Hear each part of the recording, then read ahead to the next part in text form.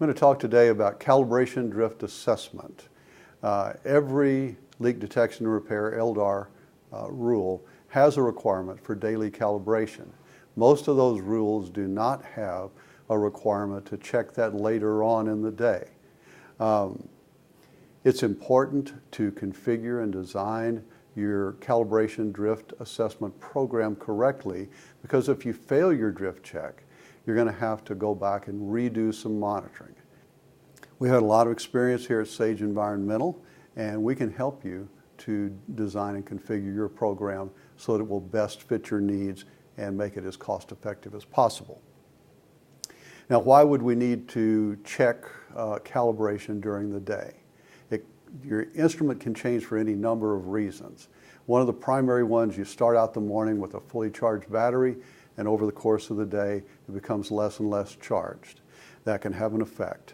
You can also get dirt, grit, contamination in on your filter, which adds pressure drop, changes your flow rate, and therefore your calibration point.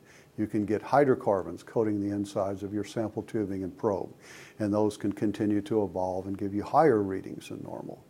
And even extreme changes in the ambient conditions like temperature and barometric pressure can contribute to a different reading on your instrument.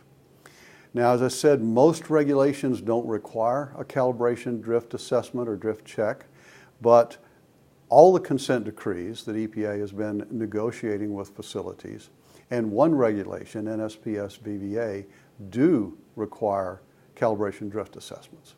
They require it only that it be done at the end of the day. So what we'd be talking about here, you calibrate your instrument in the morning. After you calibrate it, you take a reading of each gas and you record that number to verify that the calibration came in close to the certified value of the gas. Then at the end of the day, you would come in and you would read each of those gases again.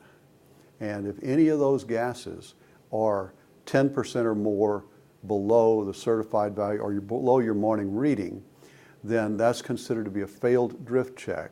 And depending on whether it's a consent decree or VVA requirement, you're going to have to do some remonitoring, and the amount varies by which regulation is driving your use of it.